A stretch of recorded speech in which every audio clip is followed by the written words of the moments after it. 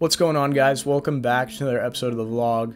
I'm Dookie Betts, and this is going to be episode number 15. Today we're headed up to the Brook in New Hampshire, and we're going to go check this place out and play some 1-2 up there.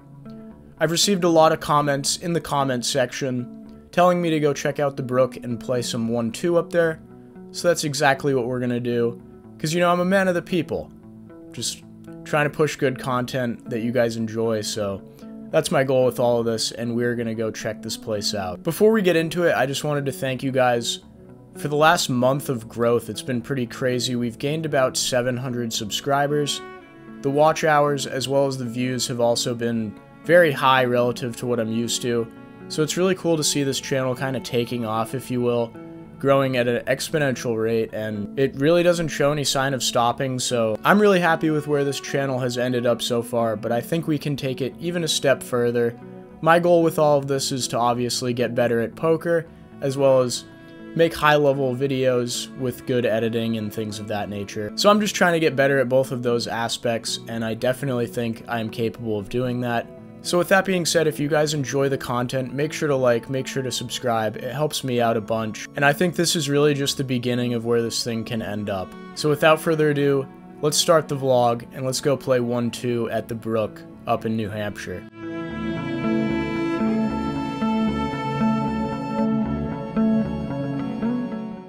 Alright vlog, just got to the Brook in Seabrook, New Hampshire. Drive up here was pretty terrible. About 2.5 hours of Boston traffic once again. What are you going to do, though? We're going to go play 1-2 today. We're going to buy in for the max, and hopefully we can turn some sand into gold. So without further ado, let's go play 1-2 at the Brook in New Hampshire. We walk into the poker room. It's got a really nice aura to it. I really enjoyed this room, and it was a nice spot to play for sure. We buy in for the max, obviously, and we start the day off with a nice little four-handed game. I'm not really that big of a fan of four-handed poker, but I'm hoping that this game will get going, and we will be able to play 7-8-handed, which is more ideal in my opinion. First hand of the day, we pick up Queen-Jack offsuit, raise it up to 12 bucks. Everybody folds, and we can say that we won a pot at the Brook. So that's pretty cool. Next hand of the day comes about 20 minutes later. All the empty seats have been filled, so we're now playing 8-handed. We look down at ace-4 of spades in the small blind. We see the low jack, the hijack, and the cutoff player limp. I have an ace, a suited ace, in the small blind, and I'm just happy to see a flop with it. So we tap the table and the big blind checks behind. We could maybe make an argument to raise here, but that seems a bit too loose. So yeah, we're going 5 ways with about $10 in the middle. The flop comes ace high, which is a good start for us. We check and flow, and it checks all the way around. So we're going 5 ways to a turn, which comes the 6 of spades. We now have an open ender to go with our top pair. Not sure that we even need the open ender. I'm going to put some money in here with top pair. We bet $10. We get the big blind player to call as well as the low jack, and then the other 2 players involved get out of the way. So we're 3 ways to the river. The river comes the 8 of clubs, and we stick in a $20 value bet here, trying to get called by second pairs and things of that nature. We throw in 20 bucks, the big blind pretty quickly calls, and the low jack folds. Unfortunately, we are no good against ace 8 for top 2 pair. Surprised this guy didn't put in the raise, but it also kind of makes sense. It is a pretty wet board, so this hand really didn't hurt us that much, but you could maybe make an argument that we don't need to put in a value bet on the river. That seems a bit too thin. Next hand of the day, we pick up ace 9 offsuit on the button. The game's kind of boring at this point, just a lot of limping in small pots. We see the +1, the low jack, and the hijack all limp in, and I'm happy to be the crazy maniac at this point in time. I'm going to raise it up to $18 with ace 9 off, so it's a bit loose, but you know, I want to play some bigger pots, so let's get going. After I raise, the +1 limper calls and everyone else folds, so we're heads up to a flop with a decent ace. The flop comes jack 10-3 with 2 diamonds. I don't really have anything going here. I don't think a bet does me any good. He checks it over to me, and I quickly check back. And we get a pretty spicy turn card, which is the 8 of clubs. We're now open-ended. We also have the ace of diamonds, so I think if a diamond comes on the river, we can kinda rep a flush, although we probably wouldn't check the flop with a flush, so maybe not. He checks once again, and I just think he's got a lot of nothing at this point. He would probably bet whatever he had on the turn if it checked back to him. So I stab pretty big here. I make it $35, and he quickly folds his hand, so we pick up a nice pot with just ace high. Next hand of the day, we pick up ace-10 offsuit in the +1 position. There's a straddle on to $5, so we go ahead and raise things up to 20 bucks. I think this is my standard open pretty much with the straddle on. The cutoff pretty quickly calls our 20, and it gets over to the button player who just lost a very large pot and only has about $80 behind, and he says some words we don't really want to hear with ace-10. He goes all in for 80 bucks. Folds back over to me, and I kind of have a decision to make here. On one hand, I did respect this guy as a player, so I did think like he would definitely be jamming here with hands other than just aces and kings and ace-king. I gave him a wider range than most would. I thought he was a good, capable player. Plus, I thought he was somewhat tilted from the hand prior, so maybe he just has a hand like pocket fives and he wants to double up and not rebuy. Not really sure what he's going for here, but I was definitely under the assumption that it was not just aces and kings. Additionally, I also thought the cutoff player was almost always going to be dead money as played if he had a hand like a premium pocket pair, a big ace, etc., etc. He would 3-bet pre-flop himself, he would not just call my 20. So after thinking all of this through, I didn't drive 2 hours to fold. I'm all in. All in over the top. I'm going to exercise my one-time take back. I'm not going to play that. Get out of here, come on. You got aces? No, you're probably ahead. I'm gambling. Ace-10. Oh, wow. I saw the one, I didn't know what the other one was, though. I just need to not hit an ace. There it is. Oh, you got it. Yeah, so we got it in pretty dead here and just drilled the river. I mean, we'll take it. Go roast me in the comments below. I'm a donkey. Next hand of the evening, we pick up pocket fives in the big blind. We got 2 limps from the +1 as well as the low jack, and the button player raises things to $7. Why do people do this? Like, why is this a good size? This isn't going to get anybody to fold or really accomplish anything. I don't understand why people make these tiny little raises pre-flop. So we throw in $5 more here. We're also under the assumption the 2 limpers are limping to call rather than raise. I've never really seen a limp 3-bet at 1-2. That would be pretty crazy. And our assumption is correct. We throw in the 5 and the 2 limpers call behind. So yeah, we have a pretty good spot here to drill a set. And that's exactly what we do. The flop comes 10-9-5 with 2 hearts. Really, really good flop for us. We're going to check and flow, obviously. We don't want to be playing any donks. I'm not that much of a donkey, except when I call $80 with ace-10 offsuit pre-flop, but we'll forget about that. That didn't happen. The +1 player now puts in a $10 bet, and we see the low jack call as well as the button. So all 3 opponents here have shown some interest on this flop, and I'm absolutely licking my lips. As played, it's really hard for anybody to have 10s and 9s. I guess maybe the button player can, but I think he would probably choose a bigger size pre-flop as well. So we're just going to raise here to $50. This seems like the only real play, especially with a somewhat wet texture like this. I'm pure raising all of my sets every time. We make it 50. We see the +1 player fold. The low jack puts in the call, and so does the button, so we're still 3 ways in a pretty large pot now. With $190 in the pot, the turn comes the king of clubs, so hands like queen jack did get there, but you know, if they have that hand, I'll tip my cap to them. I jam for about $200 effective. Each opponent here has about 200, maybe a little more, a little less. I put in all the money, and they both fold.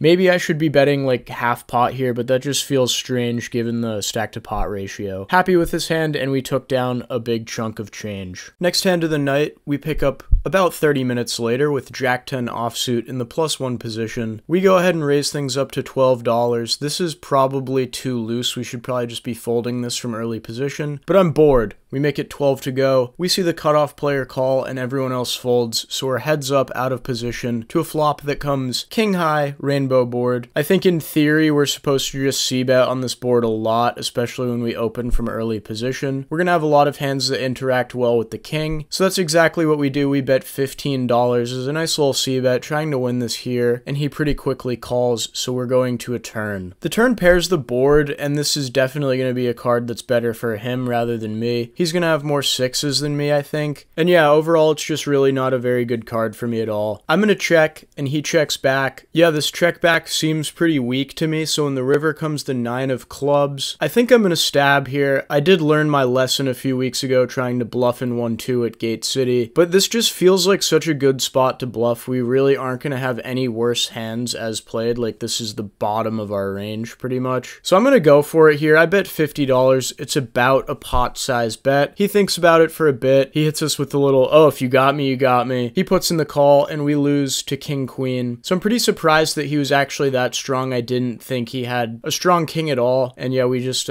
bluffed into a good hand here. This next hand is quite the interesting one. Classic 1-2 hand, in my opinion. We've got the straddle on to $5. We see a low jack limp, and I raise from the cutoff position to 20 bucks. Could make an argument for going 25 or maybe even 30 here, but I think 20 is alright. We see the small blind call the 20 and the straddler calls as well. So we're going 3 ways in a pretty large pot. The flop comes 6-7 queen, 2-tone board, so we really just whiffed pretty badly here. It checks all the way around to me in the cutoff, and I don't really want to c-bet with just king high. Really not much equity as well, so we're just going to check back and pretty much give up. However, everything changes when the turn comes the 10 of spades. We're now open-ended with the second nut flush draw to go with it, so we just really have infinite equity against any sort of hand. Not to mention when it checks around on the flop, it sort of seems like everybody's somewhat weak to begin with. The small blind now lead jams for about $70, about a pot-sized jam. It folds back over to me, and I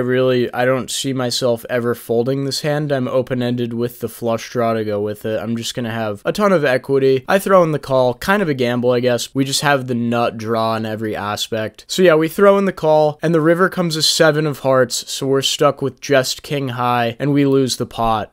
I'm just kidding. He flipped over 4-2 of spades, and we beat 4 high, so somehow we won this hand with just king high. Pretty crazy one, to be honest. Next hand of the day comes about 2 hours later. I took an extended dinner break with one of my buddies, and got some overpriced chicken tenders, so that was kind of cool. But we're back in action at 5:55 p.m. We pick up pocket 7s, and limp under the gun with the $5 straddle on. We see the hijack call, as well as the button. The small blind calls, and so does the big blind, and the straddler checks behind, so we're going 6 ways with 30 bucks in the middle. The flop comes jack high rainbow board, and it checks over to the straddler player, who now donks into the field for 7 bucks. I didn't limp 7s just to fold them on a jack high board, so we stick in the $7, expecting to tread with caution on the turn in the river. It folds all the way around to the small blind, and he throws in $7 as well, so we're now 3 ways to a turn. The turn comes the 5 of diamonds, so it doesn't really change all that much, except hands like 3-4 got there, but I don't really think anybody's gonna have 3-4 is played. My buddy in the straddle now bets $15, which is a pretty small size once again, and I think I'm happy to call here, especially against this player type. I play with him a lot, especially at my home game. Check those videos out, and he's certainly splashy, clicks a few buttons, and I really don't want to fold second pair to him on the turn, so we're going to put in the call. The small blind gets out of the way, and we're now heads up to the river. The river comes the 6 of hearts, so kind of just paired the board, keeps the board relatively dry, and the straddler player now bets very, very small. He bets $10 into 81.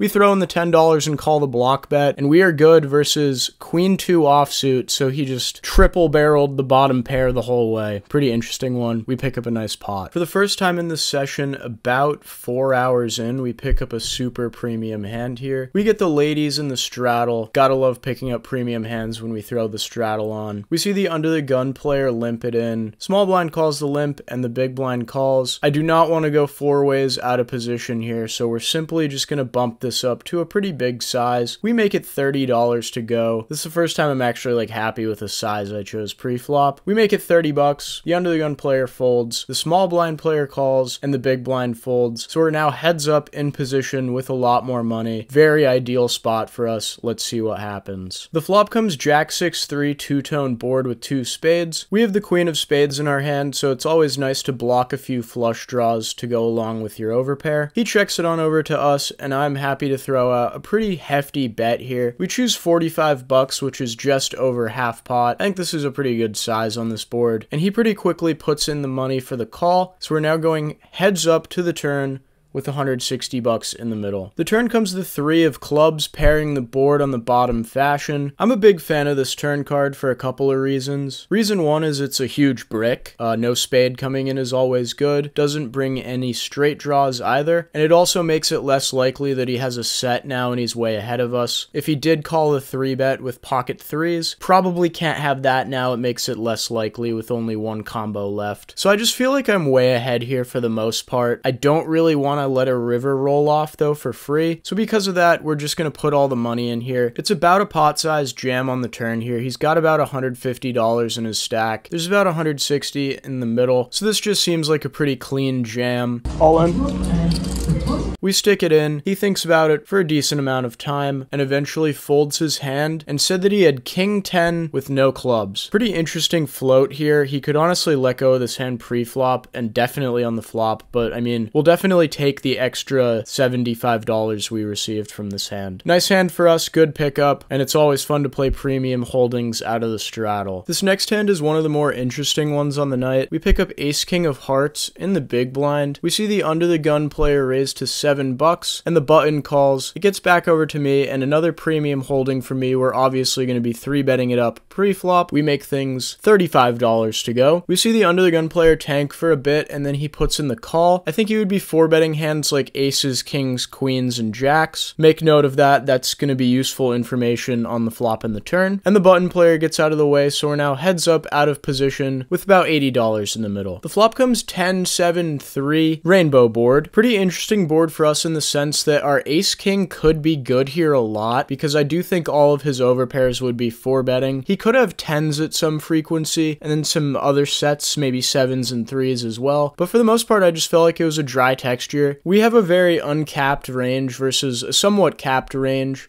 So I think a c-bet here does make a lot of sense. We can fold out a lot of hands like ace-jack, king-queen, things of that nature. So that's exactly what we do. We c-bet for 40 bucks, and he pretty much snap calls it, so we are going to the turn with $160 in the middle. The turn gets really interesting. It's the 10 of clubs, bringing in a backdoor flush draw, as well as pairing the top card on the board. Similar to the last hand, it now just makes it that much less likely that he has a set or a boat. Less combos of sets, obviously. So when it's my turn to act here, I think I want to take another stab at this and try and win this pot right now. I mean, there is a chance that he's going to have a boat here or ace 10 or something like that, but I feel like there's also a lot of hands in his range, like 8s, 9s. He might have jacks. I think he'd probably 4-bet, but then there's still going to be some ace queen, ace jack of clubs, things that got sticky on the flop that now have a little bit of equity. So if he has any of those hands, I think a half pot size bet here is going to fold him out and do the trick. So that's exactly what we go with. We make it $80, and he calls us once again. So I think I'm ready to just give up here. The bluffing doesn't seem to be working. The river comes the queen of spades, so the flush draw is missed. Also hands like queen jack if he got super sticky, or ace queen, king queen now improve, and we're losing to that as well. I just don't really see how we can possibly bluff on this board. I think it would be very out of line if we shoved all in here. I sort of contemplated it for a while, but then I decided just to give up the hand, and yeah, just give up. We check, he tanks for a while, and eventually jams for about $200. Now I was asking myself, well, damn, like he could just have like ace jack of clubs and be running a huge bluff here. Should I ever hero call with ace king high here? And eventually I snapped out of that sort of stupid trance I was in. I'm never making a hero call with ace high in a 1-2 game when it's a $500 pot here. We intelligently fold. He holds his hand up to the camera, so that was super nice of him, and he had pocket 7s for the flopped set turned boat. Really interesting hand though. I think I am pretty happy with my thought process. I think I was thinking logically about this hand, and I played it alright. Maybe I shouldn't have bluffed the turn, but I am glad that I gave up on the river, so that's a plus. Also, shout out to this guy. When he sat down, he mentioned that he watched one of my vlogs in the past, so that was pretty cool, and then he also showed us the pocket 7s. So super nice guy, shout out to him. These next two hands are pretty quick, so I'm just gonna skim over them. them, give the spark notes. This one we pick up deuces. We try and make a play on my buddy who raised under the gun. We 3-bet deuces and +1, which is probably terrible. And then it folds around to the small blind who 4-bets to 105. Folds back over to me. I sort of jokingly ask him if he has ace-5 suited, and he looked at me like I had 5 heads, and then he rolled over aces. So yeah, fun hand here. About 2 or 3 orbits later, we're in a similar dynamic, except we have jacks. My buddy opens to 10. I 3-bet him up to 35. Actually looking for action this time, not just doing this with a random hand. It folds all the way around to my buddy.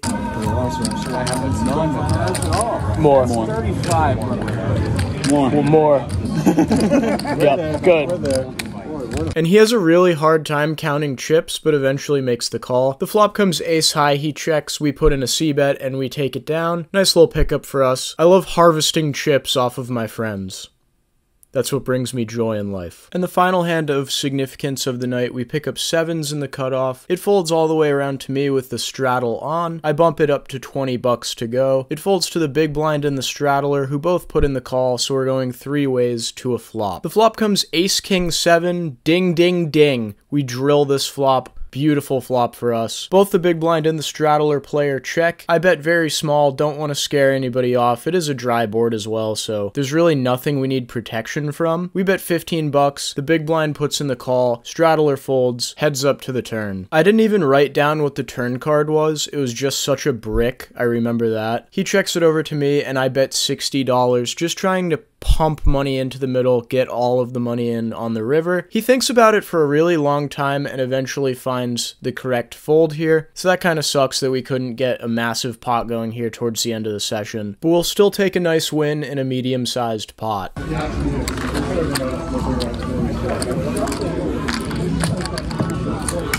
happened? Oh my god. King 8 versus pocket 6s. Yeah. Wow. I mean, just standard cooler, really. So yeah, that was a hand that was played between 2 people at our table. Not me. Thankfully, it wasn't me. Where they both jammed in about $150. One of them had 6s, and the other player called off with King 8 suited. Yeah, just very interesting spot, to say the least. This really goes to show how crazy the game got towards the end of the night for about the last hour, and I was just so card dead that I couldn't play. I couldn't do anything, so I was pretty tilted at this point. I was just missing out on all this fun action. There's a handful of pots that were probably about $1,000, and I couldn't play in any of them because I didn't have good cards. But that's part of the game. I was just sort of tilted towards the end of the session because of this, though. Alright, vlog just wrapped up. It's 10 o'clock at night. We played for about 8 hours. Broke even exactly. We spent about $20, $30 worth of chips and food, so technically we made like 30 bucks, but we're just going to call it a break-even session.